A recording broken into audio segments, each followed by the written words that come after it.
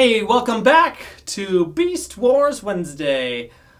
It's us, your hosts. They can read. And don't forget your other host. Welcome back. We are going to review the episode Dark Designs.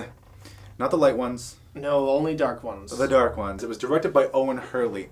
His introduction to Mainframe Studios started actually with... Reboot. Dan. Reboot. He hasn't changed and he hasn't washed in 2 weeks. No, I'm a disgusting human being.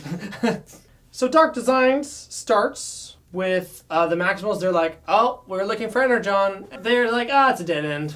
I guess we'll have to go home. This introduction is more of like, we need an excuse to be here. To be out in the wilderness. We're all here because of reasons. Energon's the reason. So the Predacons ambush them, and they're like, haha, we're Predacons. We have higher ground. I have the high ground, Anakin! And then Optimus is like, you underestimate my power! And then he jumps up, only to have his legs cut out from underneath him. That was this episode, right? Yeah. Yeah, I think that's what happened. It all rings a bell. In the ensuing firefight, the Predacons are gonna win. They're like, oh, this is so easy. Easy with a capital PZ. And then... What's a capital PZ? I don't know. Rhinox has been shooting the rocks above them, and all the Maximals are like, hey, Rhinox, can you shoot straight? But he's got his other plan. And all the rocks fall onto the Predacons, burying them all. And the Maximals are like, excellent, now we can go home. Everything's going to be A-okay. Man, when Rhinox is on it, he's like, okay, Cheetor, you take the front. You get Optimus back to base. I'll take up the rear. Tarantula starts to unpack the Predacons under the rocks. Megatron is clearly monologuing. Yeah. Because he pulls the rock off his face. He's like the rhinoceros. Could you imagine if he's like... So Megatron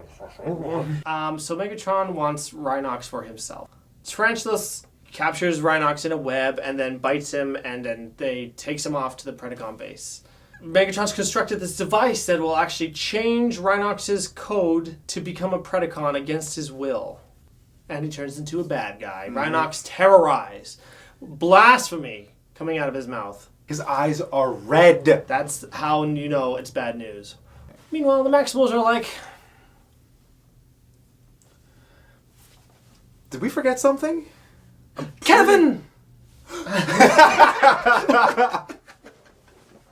Then they realize we can hack into his comlink and figure out what's going on. It's actually pretty cool because the entire time that Rhinox is at the Predacon base, he's completely unaware that the Maximals are listening in. So they're getting a play-by-play of what's going on. Apparently that's what in Rat Trap's little bag of tricks that he can do.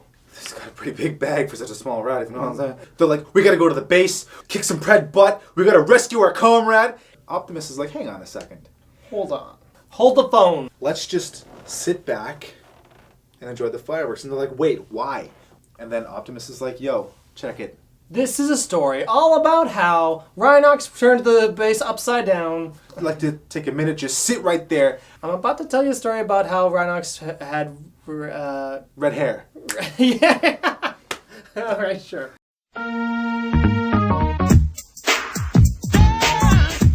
Turns out, he's right.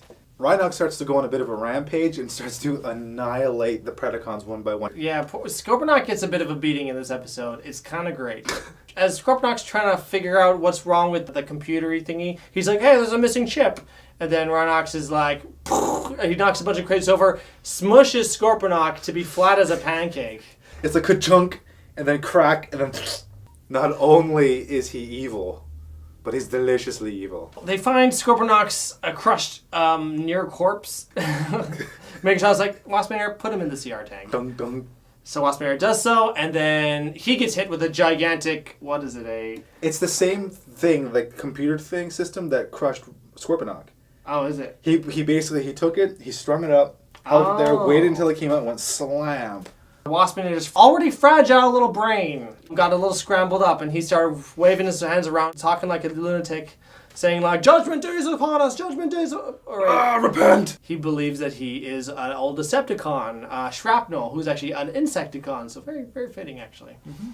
But who's watching? Who knows what's going on? Who's got the skinny? Who's on the DL? I'll tell you who. That guy. Pterosaur, he's like, hey, I want a piece of the action. He goes to Rhinox. He's like, I want a piece of the action. Give me a piece of the action. He wants to join forces with Rhinox. So Rhinox says, hey, guess what? You don't tell Megatron or I'll kill you. There's a piece of the action. The spiders somehow vaguely get poisoned themselves. I don't know how that works, but Megatron is just barely catching up, and he's like, they've been poisoned. Oh. And Scorponok's finally out of the CR tank. And in this beautiful moment of like brokenness, he tells Megatron what happened. I just looked up and then they've got him sitting. He looks like a child, like traumatized. Where did he touch you, Scorponok? Show me on your toy! While Megatron is like sort of like just getting caught up on what exactly is happening in his base, who comes marching by? The rhinoceros. Yeah, there he is. He's like, hey, Chief, how's it going? And he's like, oh, pretty good. You know, yes, you're a traitor! Scorponok and Pterosaur are gonna like take him on, but then he pins them up against each other, and then they meet their expectations. You get exactly what you expect out of those characters. He shoots Megatron in the legs. He monologues because he's evil now, and that's what he needs to do. He's like, and Megatron's like, I think I'm starting to understand why I lose all the time. Yeah, I talk too much. So does he. So he shoots Rhinox into the converter thingy, and Rhinox turns back into a Maximal. Then the rest of the Maximals break in. There's a huge battle in which Waspinator gets shot down and accidentally destroys the converter. Dinobot and Scorponok get into a hilarious scuffle of their own. Optimus proves that maybe in hand-to-hand combat, he shouldn't show off so much. In a great, like, Indiana Jones moment, he's like, ah! Actually, you know what? I think that must be a direct reference to Indiana Jones. It's too perfect. It's too spot on. Yep. But they win and they get Rhinox out, and Megatron's like, harumph! It's been a bad day. So the Maximals are just chilling out in a field, hanging out, being buddies, because they can afford to do that sometimes. Yep. They're like, hey, what's it like being a Predacon? And then Rhinox just brings out these hard racial slurs. It's like being 3 blush. terabytes of attitude on a 2 terabyte hard drive. Nah. Just they're laughing hysterically at the expense of Predacons. And of course Dinobot's like, nah. The end. Everyone's happy. Except Dinobot. Yeah, so that's Dark Designs. In a nutshell, Decepticon Doug. Yeah. Please, tell me. Tell them. Tell all of us what worked in here. This area. In my heart of hearts, I know what worked is I like a lot of the stuff that happens in the Predacon base. I think a lot of it's very funny. Yeah, please elaborate on the stuff. The stuff of which I am referring to, mostly involving pain with Scorponok, a little bit of pain with Pterosaur. Pain. And even Waspinator shenanigans. I like the final battle as well. I like and don't like it because the battling that's happening is really cool. I love the battle between Scorponok and Dinobot. Cool. Scorponok just laying into him and Dinobot just through sheer brute force overtaking him and just like dispatching with him completely. And also like the battle between Optimus and Megatron is kind of funny.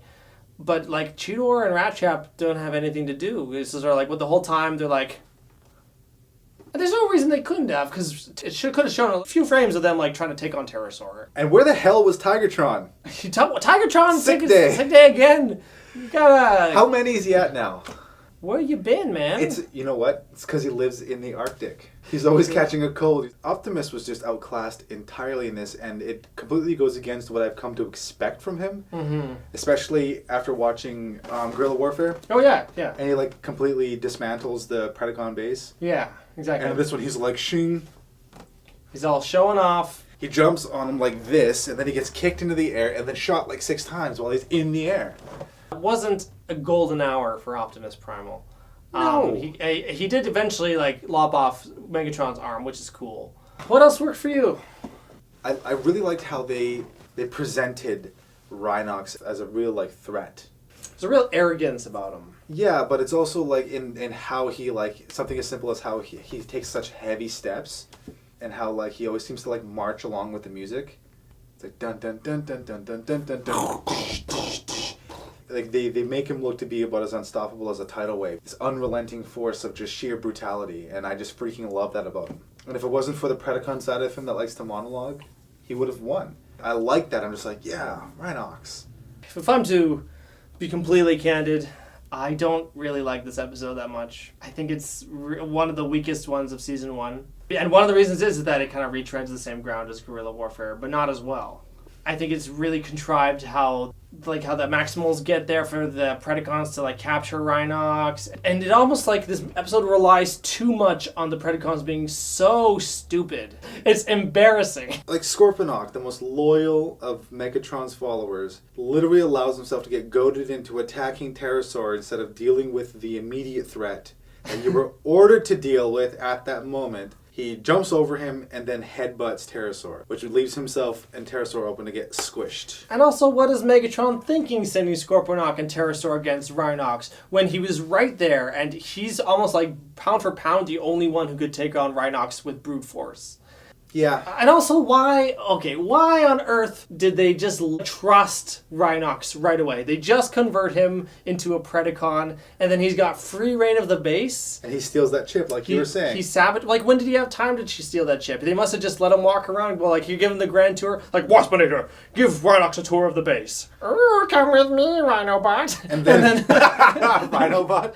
And then he was like, I could do this on my own. He'd be like, oh, okay. The Predacons had it coming, this defeat, because there's so much negligence that they had to do in order for Rhinox to get that much power. It's a ridiculous setup. Could it be hubris, though? Megatron has a soul-defining moment. He realizes why he's losing so often. If I had to try and justify it, if I had to play devil's advocate... Fair enough. At the end of the episode, he has that moment. Predacons gloat too much. And he could also be talking about his overconfidence as well. The fault is not within our stars, but within ourselves. He has that moment, right? Mm-hmm. He was overconfident in the scope of his programming over Rhinox, overconfident in believing that he would be loyal to him at all. And why would he think that? Because half of his troops already aren't loyal to him. The spiders would betray him in any second. Pterosaur sees what's happening and decides, oh, this is my opportunity again to betray him. Megatron, how much do you actually know about Predacon programming? Yeah. I'd say that this episode's good for some laughs and a little bit of camaraderie in the Maximal camp at the end and stuff like that. But I don't feel like it really achieves anything. Okay, it was just really entertaining filler? On and off entertaining filler, okay. even. On and off entertaining. I don't disagree with you completely. You make some fine points. There's not really much I can say to counter them. I'm trying here. I'm trying. Well, I don't know. Is there anything that really rubbed you the wrong way? Anything that just made you go what the hell's going on? What stands out for me, I can understand Megatron, even though that part bugs me, where he's literally right here, and he's got his thing here, and he goes, get him. I can justify that in just thinking that Megatron, while he's no stranger to getting his hands dirty, this time it was ego having him going, my subjects will destroy you because I'm the Predacon leader, Oh, idiots! You're ruining my moment. Yeah. Megatron will make that kind of a bumbling error. I think it's unlikely, but okay, yeah. I still have an issue with that. What bothers me is the fact that Optimus Primal somehow magically knew. Wait a second. Oh, yeah. Wait a second. Totally. Every time one of his comrades is either in trouble or they're falling from space, Optimus is so hot-headed and ready to charge into battle and do what needs to be done to try and rescue his comrade that it completely overrides his logic circuits. But in this case, he's like, yo, I got this. We're just going to sit back. Wait up, guys. You know what would actually make more sense? Is if the Maximals were ready to charge in, even though they were outgunned and outnumbered, and then Dinobot was like, wait, it may be more tactically wise for us to wait this out. That would make a lot more sense and be completely justified. Just like in Fallen Comrades, when he's like, hold on, Megatron doesn't always act like one would expect. In this case, he's like, wait, I know Predacons, and I know Rhinox. Let's see what would happen. Yeah, because he would have known that someone being pound for pound just as tough as Megatron is, with an aggressive nature, and the intelligence of Rhinox would immediately want to try to seize control. You're right. It should have been Dinobot who made the decision. And then that little sting at the end where they're like, oh, Predacons be Predacons. Oh. You're like, hey, guys. Come on.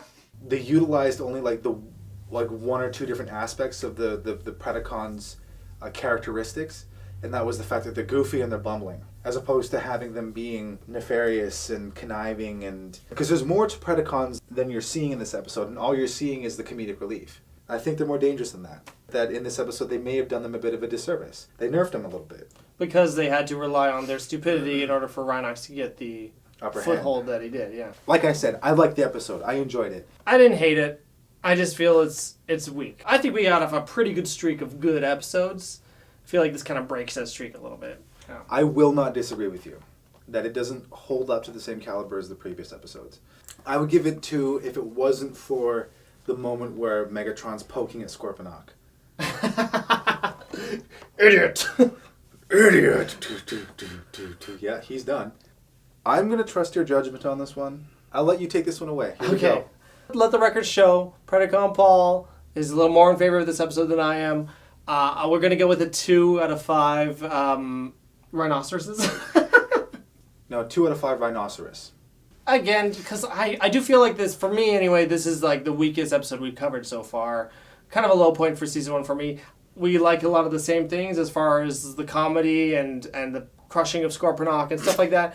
But I really don't feel like it pushes anything forward. A lot of characters, they aren't in character, or it seems so contrived and harebrained sometimes that it's really hard for me to like justify like what it is that propels this story. You know what? Yeah, I agree. I don't just concede, I agree. Oh yeah? Yeah, because, well, you articulated it so eloquently, my friend.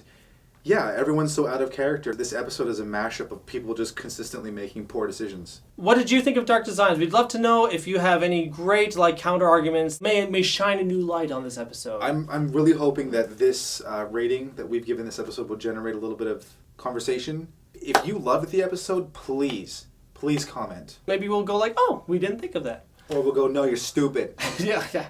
More than likely, actually.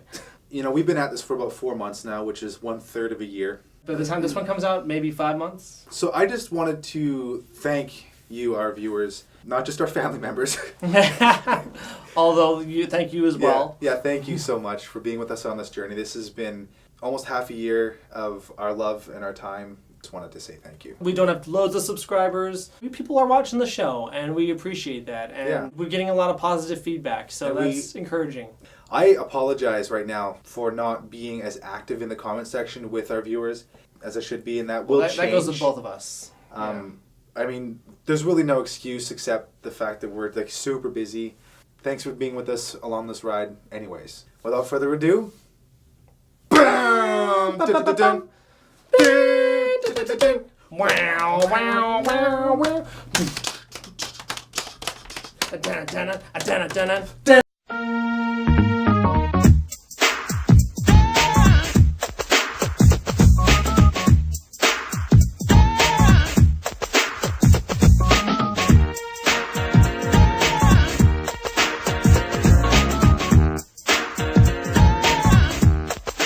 other moral of this episode is Maximals are racist. They so are. Oh my god.